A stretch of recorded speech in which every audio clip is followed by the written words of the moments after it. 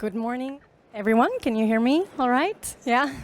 Good morning and welcome to this second session of this day at the Mediterranean Solutions Stand, which is looking at financing conservation in the Med. So my name is Lina, Hansson. I'm with the Prince Albert II of Monaco Foundation, and it is my great pleasure to facilitate the first part of this session, which is for the next 45 minutes, which is looking into collaborative approaches to financing in the Med. And the first 45 minutes is going to look into the donors' perspectives, and the second part from the beneficiaries' standpoint. So during this first part of the session, we will look at a concrete example of donors coming together to coordinate our efforts and to really increase our impact and efficiency. So we will hear about the Mediterranean Donor Roundtable, and then we are very excited to be able to present to you today a new collaborative mapping tool, which is going to produced by this group, and then we will use also during the panel discussion to showcase some of the examples of collaboration that we will be discussing today. So let me move on to introduce our panel today. So I'm delighted to introduce Paule Gros, Head of Strategic Partnerships and Director of the Mediterranean Basin Program from the MAVA Foundation. Pierre, Grant Director at Conservation International and the Critical Ecosystem Partnership Fund, France, CEPF. And with us online, I don't know if we can have her on the screen here, we have Karlijn Steinbusch, Program Manager at the Adessium Foundation, the Netherlands. Here she is. Welcome, Karlijn. And we also have on stage Charlène Münster from MAVA, who is going to walk you through the mapping just before we move into the panel discussion. So, but first of all, I'd like to give the floor to Paule to introduce the donor roundtable, Mediterranean Donor Roundtable, and then to Karlijn to introduce the history behind this mapping tool. So, Paule. Thank you, Lina. Hello, everybody. So the Mediterranean Donor Roundtable is a story that goes back to 2011, when we realized, after working together for a couple of years in the Mediterranean, that we had a lot of issues in common, a lot of interests in common, a lot of approaches in common, and that it would be good to meet regularly and to take stocks on our progress. And we started meeting annually.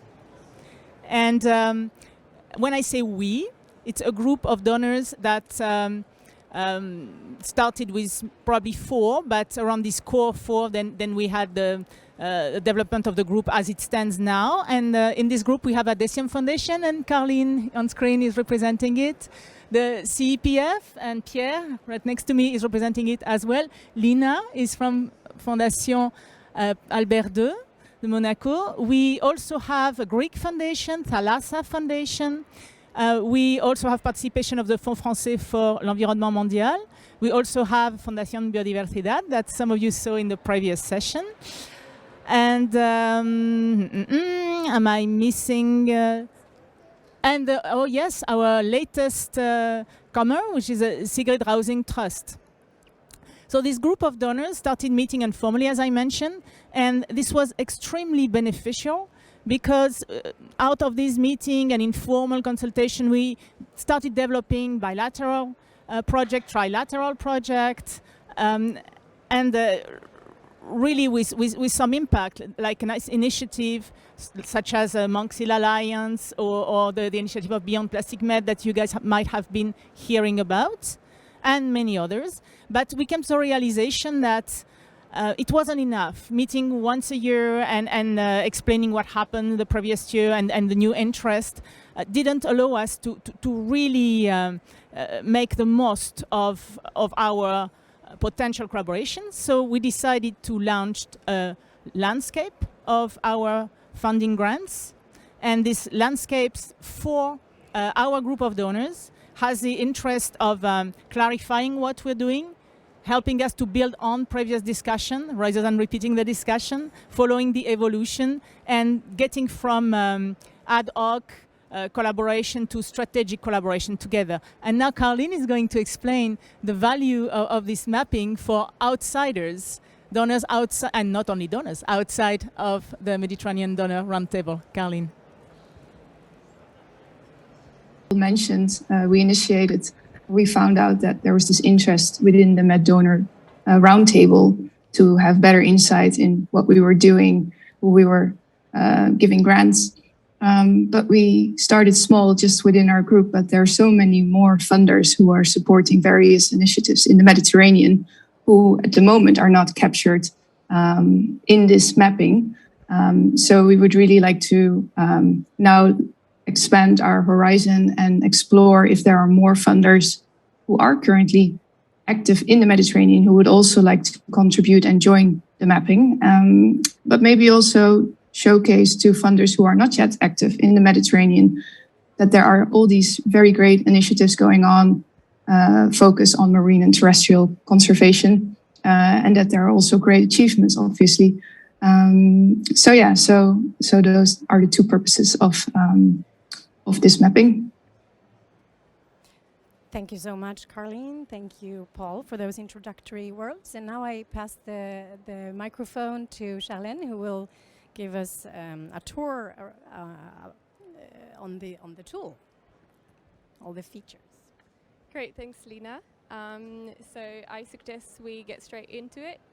Soon on your screen you will see the mapping, what it looks like. So this is the page that you see when you arrive on the page. As you can see, there's a pop-up window here just explaining a few guidelines on how to use the map, but I suggest we go straight into the start exploring.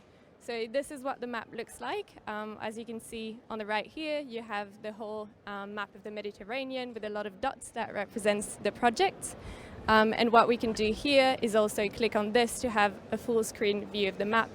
As most of the maps that you can see, interactive maps online, you can zoom in to see the map a bit more closely, and you can again zoom out. But let me go back to this screen here. On the left you have the dashboard that gives you some key information about all the projects that are currently visible on the map on your right.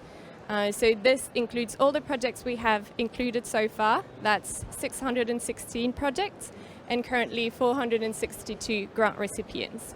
There's other information here, but we will go into more details about these information later. And if we scroll down here, you can see the list of all the projects that are currently visible on the map on the right. As you can imagine, and as you can see on the map, there's a lot of projects, a lot of pages here.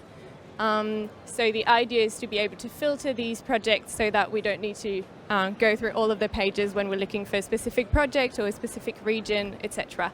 So I will show you a little bit how the map works in terms of filtering projects. A first example, we might imagine that we're interested in a particular donor. So we go into the filters options here. You can see you can filter by different criteria, but let's go into donors, for instance. I might be interested in projects by the Thalassa Foundation. So I click on that foundation, and then I can see here there's 14 projects by this foundation that are currently included in the mapping.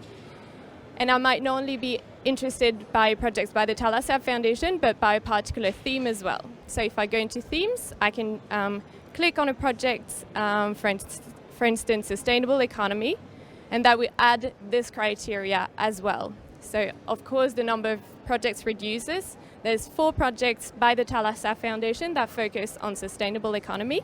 And if you scroll down, you can see the 4 projects here. I will just click on one to show you. So as you can see, it zooms in on the map with the projects here. And on the left in the dashboard, it gives you a little more information about that project. So the project is called Fish. You can see the grant objective here. As we know, it's a project by the Thalassa Foundation. You have the project budget, the approach that the project is following, a nice picture here as well, and then some additional information below, like the theme, the sub-theme, the grant recipient, the type of support the project is receiving, and then more information on the region and specifically the area of focus and the start and end date of the project. Now I will show you a different example. You don't have to use the filter option to filter. You can also do it straight on the map. So let me just go back to the start like this. Let's imagine I'm interested in a project happening in the Adriatic Sea. I can also directly work on the map, zoom in on the map, and as you can see on the left, the dashboard automatically updates. I will click on a project in the Adriatic Sea just to show you. Again, it zooms in and you have more information about the project on the left. In this case, it's a project by Oceans 5, and you again have all of these information on the left. And in that case, there's also a link that you can click on for more information about the project. But let me go back on the map.